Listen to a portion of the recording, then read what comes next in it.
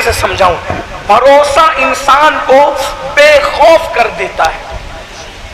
دھیان دینا, اگر بات سمجھ میں آ رہی ہے, بھروسہ انسان کو بے خوف کر دیتا ہے, یقین انسان کو بے خوف کر دیتا ہے. ولی کی نشانی کیا ہے؟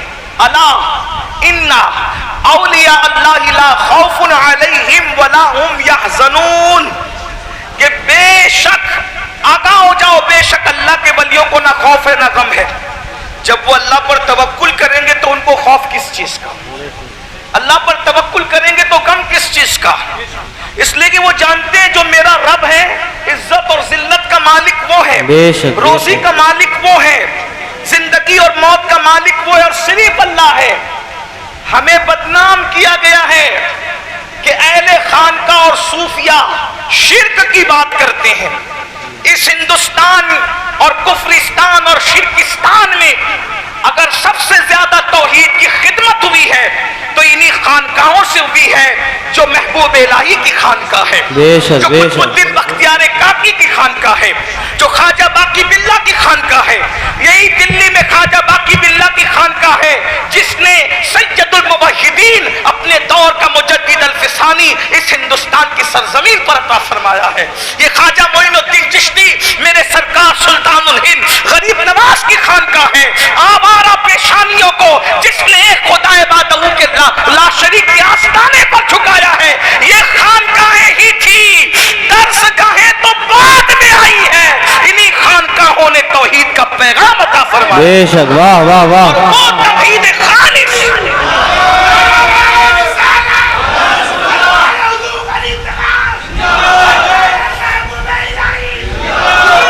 سرکار غوث العظم دستگیر کے ملفوظات اٹھا کر دیکھیں, توحید کا جو تصور غوث پاک رضی اللہ تعالیٰ کے ملفوظات میں ملتا ہے, توحید کا تصور جو سرکار محبوب الہی کے ملفوظات میں ملتے ہیں, بزرگان چشت کے ملفوظات میں آپ جو توحید کا تصور اور اللہ پر توکل کا تصور دیکھتے ہیں وہ اپنی مثال آپ ہے. میں آپ کے سامنے ایک مثال رکھنے لگا ہوں. بھروسہ بے خوف کرتا ہے. کس طرح سے؟ آپ اچھے سے سننے میں مزید توجہ کا طلبگار ہوں. کاش کہ جو نوجوان میرے موبائل ہاتھ میں لیے وہ جیب میں رکھ لیں. نوازش ہوگی, یہ خانقاہی محفل ہے, یہ کوئی رسمی محفل نہیں ہے, اور محفل پر خانقاہی اثر ہونا چاہیے, اور وہ بھی کوئی 2 دن 10 دن سال 200 سال کی خانقاہ نہیں ہے.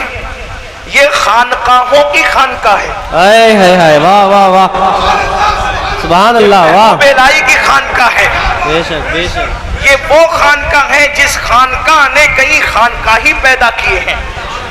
بابا برہان الدین غریب جیسا خانقاہی یہی کا پروردہ ہے. بے شک بے شک. 22 خواجہ سید زین الدین شیرازی جیسا عظیم خانقاہی اسی خانقاہ کا پروردہ ہے. بے شک. کس کس کا نام لیا جائے, کس کس کا ذکر کیا جائے, لیکن اور بیان تو ریکارڈ ہو ہی رہا ہے, بعد میں آپ کو مل جائے گا.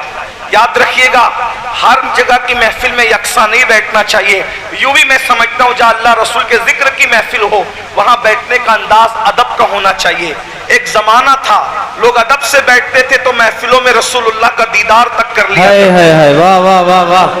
اب تو محفلوں کا ادب بھی چلا گیا, اس لیے کہ محفلیں اب مشاعروں کی شکل اختیار کرتی جا رہی ہے کہ غزل ہو گئی اور غزل کی طرح غزل سنی, واہوائی کی اور گھر چلے گئے.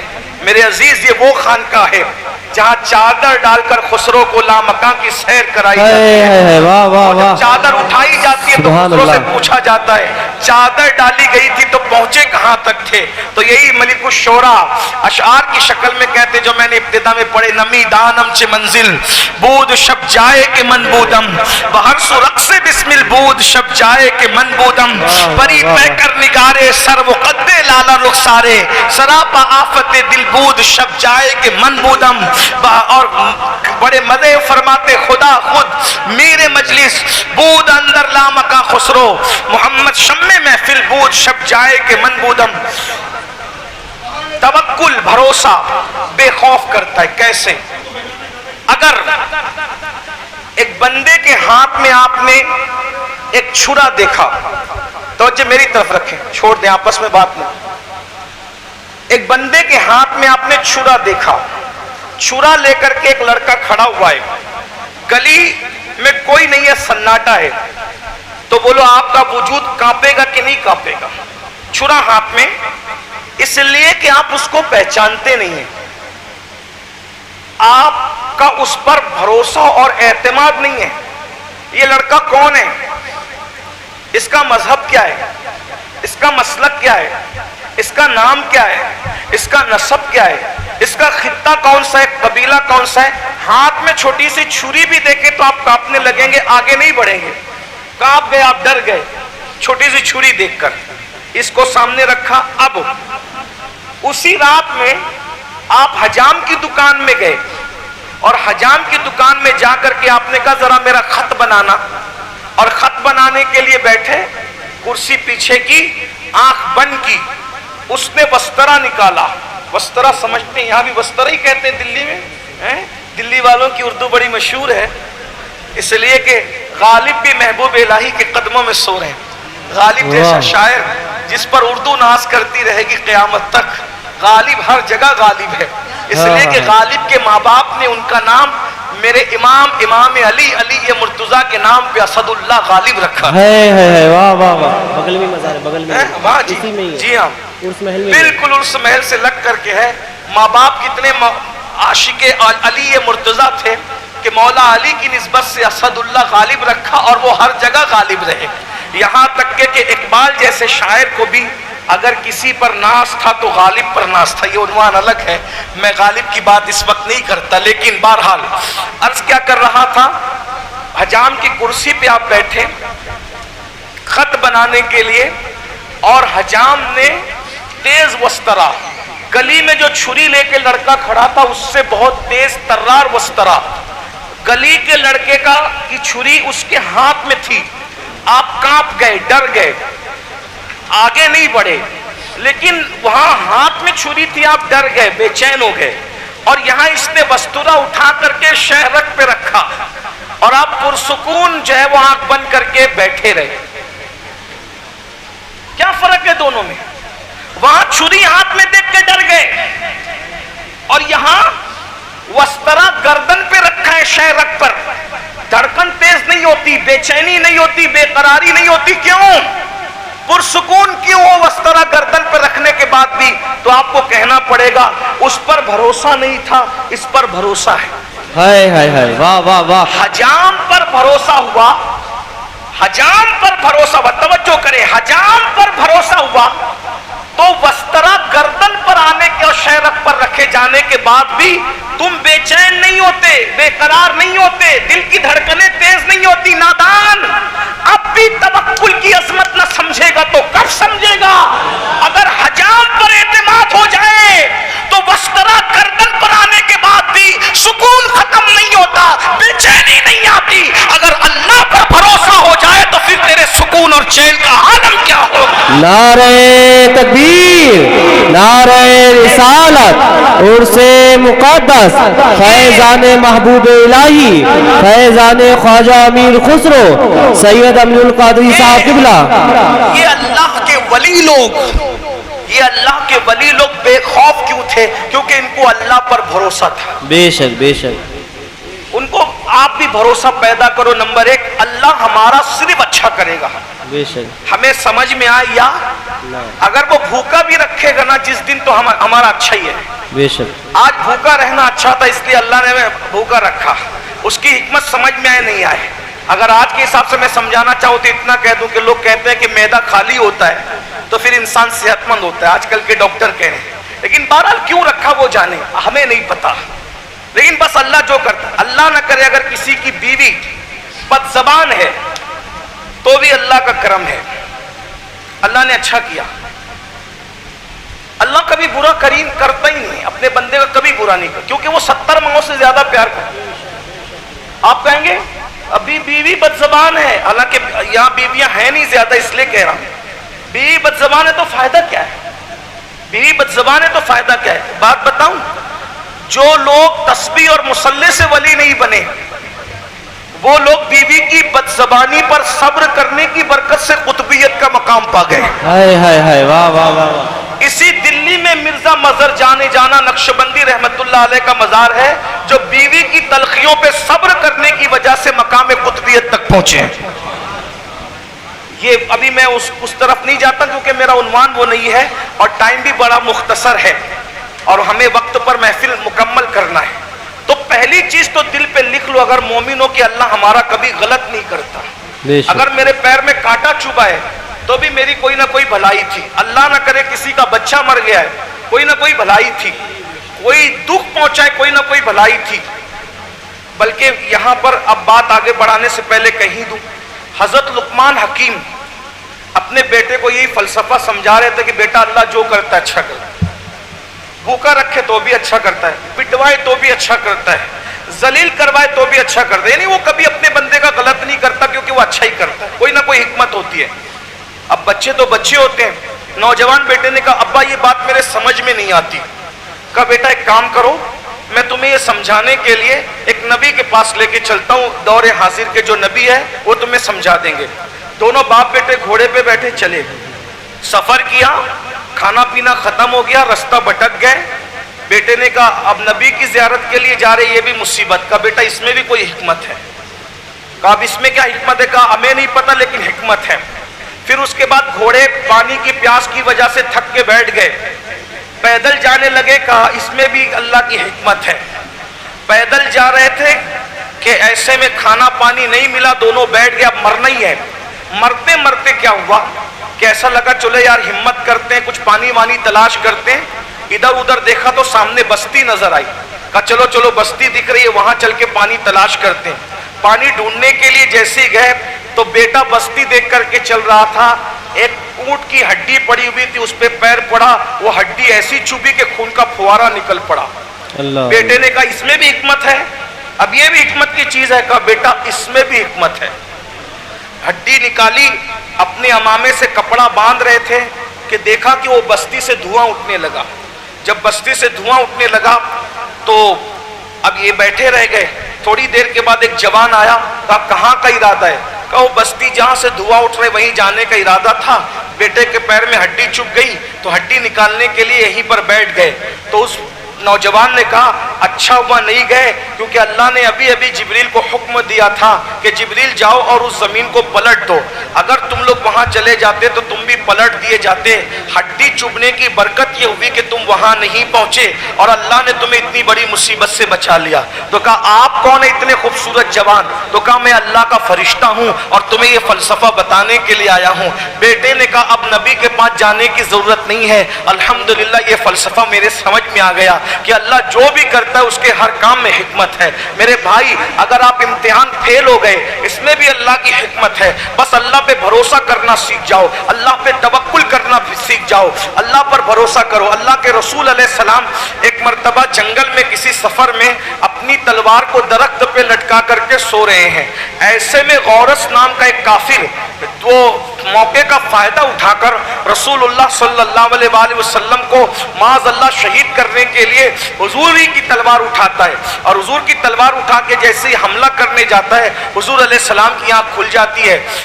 اس نے تلوار اٹھا کر رسول اللہ سے پوچھا بتاؤ آپ کو میرے اس حملے سے کون بچائے گا، میرے اس حملے سے کون بچائے گا؟ اللہ کے رسول نے بغیر کسی توقف کے توکل کا اظہار فرمایا اور آپ کی زبان سے نکلا میرا اللہ مجھے بچائے گا۔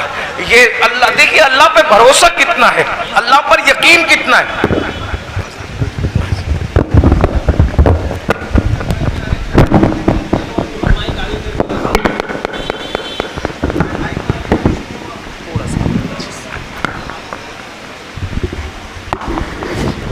اللہ پر بھروسہ کتنا ہے، اللہ پر توکل کتنا ہے۔ اللہ کے رسول صلی اللہ علیہ وآلہ وسلم نے ایک زبان میں ایک بغیر توقف کے فرمایا میرا اللہ مجھے بچائے گا، بس اتنا کہنا تھا۔ اللہ کی شان، قدرت والے خدا کی شان دیکھیں، اس کا ہاتھ کانپا اور تلوار گر گئی، تلوار گری، جلدی سے حضور علیہ السلام نے اٹھائی اور اٹھانے کے بعد اللہ کے رسول علیہ السلام نے فرمایا اب بتا تجھے میری تلوار سے کون بچا سکتا ہے؟ تو کہا آپ ہی بچا لیجئے۔ اللہ کے رسول علیہ السلام نے اس کو چھوڑ دیا۔ وہ یہ کہتے ہوئے گزرا اپنی قوم کے درمیان سے کہ میں سب سے بہترین انسان سے مل کر کے آ رہا ہوں، میں نے محمد عربی جیسا اچھا انسان دیکھا ہی نہیں ہے۔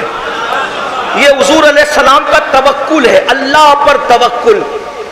آج ہمارا سارا بھروسہ تعویذات پر ہے. روزی نہیں ہوتی، تعویذ چاہیے. بچوں کو رشتے نہیں آتے، تعویذ چاہیے. بیمار ہے، تعویذ چاہیے. اللہ کے بندوں کبھی وضو کر کے 2 رکعت نماز پڑھ کے کبھی اللہ کی بارگاہ میں گڑ گڑایا ہے؟ تعویذ کی ایک شرعی حیثیت ہے اور ہم اہل سنت اس کو ایک حد تک مانتے ہیں. یہ جو تعویذ کا بھوت ہمارے دماغوں پہ سوار ہو گیا ہے کہ ہم اللہ کی بارگاہ میں آنا ہی نہیں چاہتے.